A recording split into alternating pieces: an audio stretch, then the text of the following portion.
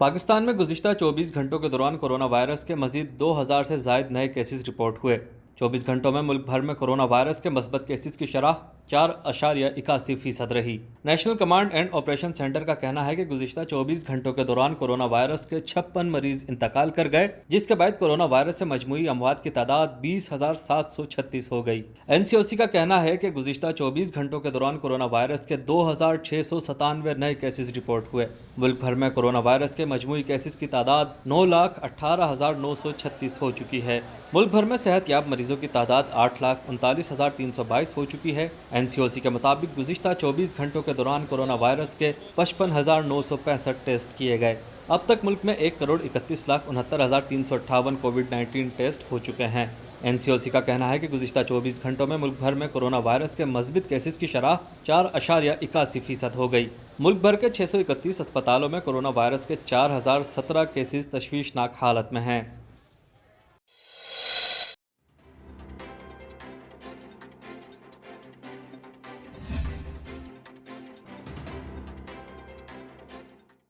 वज़ीर आज़म इमरान खान ने कहा है कि अपोजिशन ने शुरू दिन से हमें नाअहल कहा और अब शरह नमू 4% हो गई है तो वो फंस गई है, इसलिए आदाद शुमार को ही गलत कह रही है। वज़ीर आज़म इमरान खान ने आपका वज़ीर आज़म आपके साथ के उन्वान से आवाम से टेलीफोन पर सवालात के जवाबात के सिलसिले में बात करते हुए कहा कि मैं अपनी कौम को यकीन दिलाना चाहता हूँ कि अल्लाह का वादा है कि हर मुश्किल के बाद आसानियाँ पैदा करता है और मुश्किल वक्त में अल्लाह चाहता है कि हम सब्र करें। उन्होंने कहा कि ज़िंदगी ऊंच नीच का नाम है, असल ज़िंदगी वो होती है कि जद्दोजहद करके ऊपर जाते हैं और मुश्किल वक्त में पीछे चले जाते हैं, फिर सीखते हैं। जो मुश्किल वक्त से हार मानता है वो हार जाता है, जो मुश्किल वक्त से सीखता और मेहनत करता है वो मजबूत होता है। ये ज़िंदगी का साइकिल है। ये अल्लाह का वादा है कि हर मुश्किल के बाद वो आसानियाँ पैदा करता है, और फिर जब मुश्किल वक्त आता है तो उसमें हमसे वो चाहता है कि हम सब्र करें। वो अल्लाह को सबसे ज़्यादा चीज़ पसंद है जो इंसान मुश्किल वक्त में सब्र करता है, क्योंकि देखिए मेरी सारी ज़िंदगी स्ट्रगल में गुजरी है। उन्होंने कहा कि इस वक्त जो कामयाबी मिली है उस पर मुझे खुशी है, क्योंकि कोई ये उम्मीद लगा कर नहीं बैठा था कि तकरीबन 4% गिरोथ होगी, बल्कि कई माहिर समझते हैं कि 4.5% या इससे भी ऊपर जा सकती है। वज़ीर आज़म ने कहा कि लोगों की सबसे ज़्यादा दो मुश्किलें महंगाई और बेरोजगारी है। जैसे ग्रोथ रेट बढ़ती है, मईशत का पहिया चलना शुरू होता है, गाड़ियाँ बननी शुरू होती हैं, जो 55% गाड़ियों की फरोख्त हुई। उनका कहना था कि ट्रैक्टरों और मोटरसाइकिलों की फरोख्त मजीद 60% बढ़ गई है। जब ये बनने शुरू होते हैं तो रोजगार मिलता है और गुर्बत कम होती है। ये पहला एक खुशाइन कदम है। तो जैसे जैसे आपकी ग्रोथ रेट बढ़ती है, यानी कि जब इकॉनमी के पहिया चलना शुरू होता है, कंस्ट्रक्शन शुरू होती है जो माशाल्लाह रिकॉर्ड पे है, जब गाड़ियां बननी शुरू होती हैं जो 55% गाड़ियों का सेल, ट्रैक्टरों का 60% मज़ीद सेल बढ़ गई है, मोटरसाइकिलों की, जब ये बनने शुरू होते हैं तो रोज़गार मिलना शुरू होता है, लोगों के हाथ में पैसा आता है। साथ साथ ओपोजिशन का जिक्र करते हुए उन्होंने कहा कि अगर हमें NRO दे दो ये तो आप नाअहल नहीं होंगे, NRO नहीं दोगे तो हुकूमत नहीं चलने देंगे। पाकिस्तानी फौज को कहते हैं मुंतखब हुकूमत को गिरा दो। वजीर आजम ने कहा कि अल्लाह हमें बड़े मुश्किल वक्त और इम्तिहान से गुजार रहा है और अब इंशाअल्लाह इस मुल्क को मजीद आगे बढ़ता देखेंगे।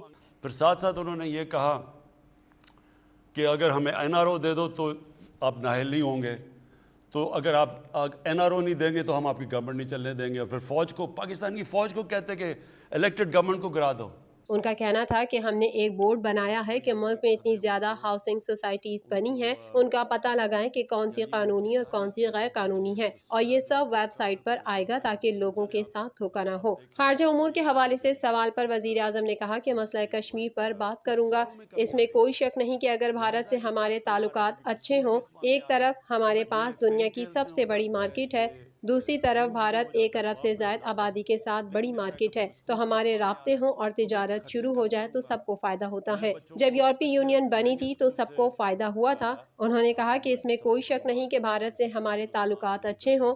अगर हम इस वक्त भारत से ताल्लुकात मामूल पर लाते हैं तो इसका मतलब है हम कश्मीर के लोगों से बहुत बड़ी गद्दारी करेंगे, उनकी सारी जद्दोजहद और तकरीबन 1 लाख शहदा को नज़रअंदाज करेंगे। इसमें कोई शक नहीं हमारी तिजारत बेहतर होगी, लेकिन कश्मीर का खून ज़ाया हो जाएगा, लिहाजा ये नहीं हो सकता। हम कश्मीरियों के साथ खड़े हैं, हमें पता है वो انہوں نے کس طرح کی قربانیاں دی ہیں اور دے رہے ہیں. لہٰذا یہ نہیں ہو سکتا کہ ان کے خون کے اوپر ہم یہ سوچ لیں کہ پاکستان کی تجارت بہتر ہو جائے گی. یہ نہیں ہو سکتا. زندگی اونچ نیچ کا نام ہے.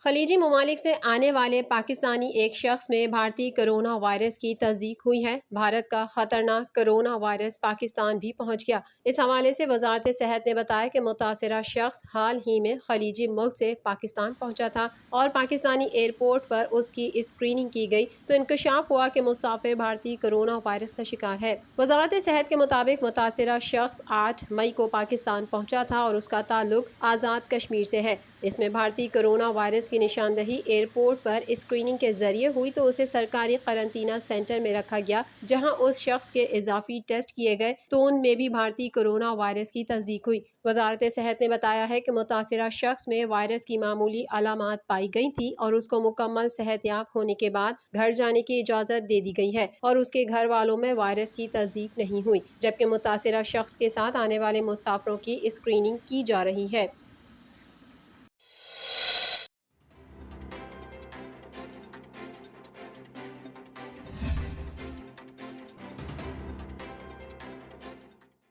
پاکستان اور عراق نے علاقائی سلامتی اور استحکام کے لیے مل کر کام کرنے کے عزم کا اعادہ کیا ہے. وزیر خارجہ شاہ محمود قریشی نے کہا ہے کہ پاکستان عراق کے ساتھ اپنے برادرانہ تعلقات کو انتہائی اہمیت دیتا ہے. انہوں نے ان خیالات کا اظہار عراق کی وزارت دفاع میں عراق کے وزیر دفاع سے گفتگو کرتے ہوئے کیا. وزیر خارجہ نے کہا کہ پاکستان دہشت گردی کے خلاف جنگ میں عراق کے عوام کی قربانیوں کو قدر کی نگاہ سے دیکھتا ہے. انہوں نے عراق کی ترقی اور دفاع کے شعبوں میں پاکستان کی جانب سے ہر ممکن مدد اور تعاون کی پیشکش کی. فریقین نے علاقائی سلامتی اور استحکام کے لیے مل کر کام کرنے کے عزم کا اعادہ کیا. اس سے قبل گزشتہ روز وزیر خارجہ عراقی وزارت داخلہ پہنچے جہاں وزیر داخلہ عثمان الغانمی نے ان کا خیر مقدم کیا. اس موقع پر ان کا کہنا تھا کہ پاکستان عراق کے ساتھ دو طرفہ تعلقات کو خصوصی اہمیت دیتا ہے. پاکستان اور عراق کے مابین یکساں مذہبی، ثقافتی اور تاریخی بنیادوں پر استوار دیرینہ برادرانہ تعلقات ہیں. پاکستانی مذہبی اعتبار سے عراق کے ساتھ گہری دلی وابستگی رکھتے ہیں.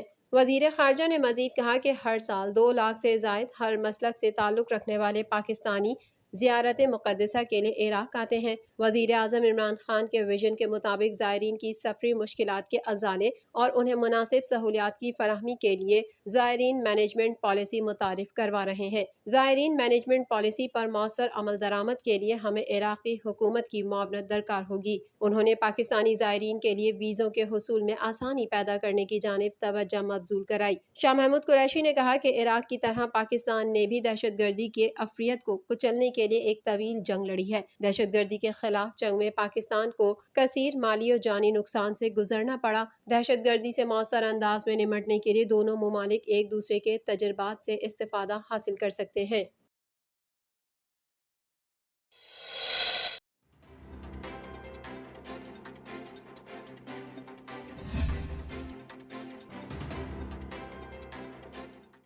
وزیر خزانہ شوکت ترین کا کہنا ہے کہ مستقبل میں بجلی کی قیمتوں میں اضافہ نہیں کیا جائے گا. اسلام آباد میں بجٹ ویبینار سے خطاب کرتے ہوئے وزیر خزانہ شوکت ترین کا کہنا تھا کہ جب حکومت سنبھالی تو معیشت کو شدید بحران کا سامنا تھا، تاہم وزیر اعظم نے معیشت کی بحالی کے لیے بڑے فیصلے کیے، روپے کی قدر میں اضافے کے لیے ترجیحی اقدامات کیے. تاہم معیشت کی بحالی کے سفر میں کورونا کے باعث مشکلات آئیں. کورونا وبا کے دوران تعمیراتی شعبے کا فروغ ممکن بنایا اور اس سے منسلک 40 سے زائد صنعتوں کو فعال کیا. معیشت کی بہتری کے ساتھ محصولات میں بھی مثبت اضافہ ہوا، جبکہ زر مبادلہ کے ذخائر میں اضافہ معیشت کی بہتری ہے. وزیر خزانہ نے کہا کہ پائیدار ترقی کے اہداف کا حصول ہماری ترجیح ہے. اقتصادی بہتری کے لیے معاشی ماہرین سے بھی مشاورت کی گئی. معیشت کی بہتری کے لیے برآمدات بڑھانا ضروری ہے. انہوں نے کہا کہ توانائی کے شعبے میں بہتری حکومت کی اولین ترجیح ہے، جبکہ مستقبل میں بجلی کی قیمتوں میں اضافہ نہیں کیا جائے گا. وزیر خزانہ شوکت ترین کا کہنا تھا کہ حکومت نے ریونیو میں اضافہ کیا. اس سال ریکارڈ 4000 ارب سے زائد ریونیو جمع کیا گیا. تاہم گردشی قرضہ کم کرنے کی کوشش کر رہے ہیں، جبکہ آئندہ بجٹ میں زراعت کے لیے اقدامات کیے جائیں گے. کسان دوست پالیسی کے باعث زراعت کے شعبے میں ترقی ہو رہی ہے.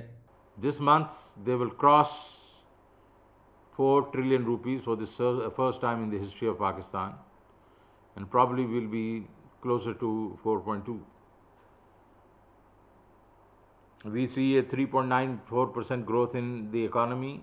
Well, people predicted start of this fiscal that'll probably be between 1.5 to 3%, but I think we are hitting around 3.94%. उनका कहना था कि टैक्स देने वालों पर मजीद टैक्स नहीं लगाए जाएंगे, टैक्स चोरी करने वालों को जेलों में डाला जाएगा, टैक्स चोरी करने वालों को जदीद टेक्नोलॉजी और बिजली के बिलों से सुराग लगाया जाएगा।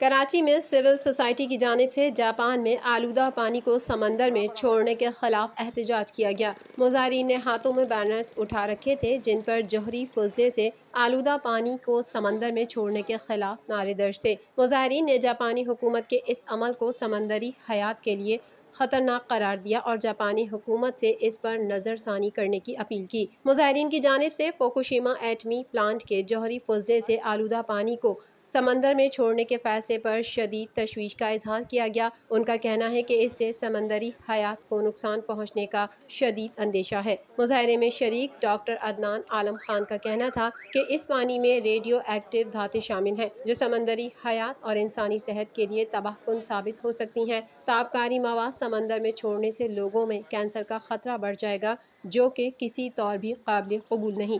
जापान की एक यूनिवर्सिटी ने इसका हल भी बताया है जिस पर वहाँ की हुकूमत को गौर करना चाहिए। हुकूमत पाकिस्तान इन्वायरमेंटल एजेंसी से किसी इसको नोटिस करें और जापान को इन्फोर्स करें कि ये आपको पानी ट्रीट कर लें, उसके बाद ही करें। मगर हिंदाई यूनिवर्सिटी जो है जापान जो है वो ये कहती है नैनो टेक्नोलॉजी यूज़ करके हम इसको फ़िल्टर कर सकते हैं, मगर श्योरिटी नहीं है कि आप इसको रोक लेंगे या बचा लेंगे। कराची यूनिवर्सिटी के शोबा माहौलियात के प्रोफेसर आमिर आलमगीर का कहना था कि ट्रीटियम आबी हयात के लिए मुज़र सेहत है और अगर खुराक के ज़रिए मछलियों में शामिल हो जाए तो इंसानी सेहत के लिए भी नुकसानदेह होगी।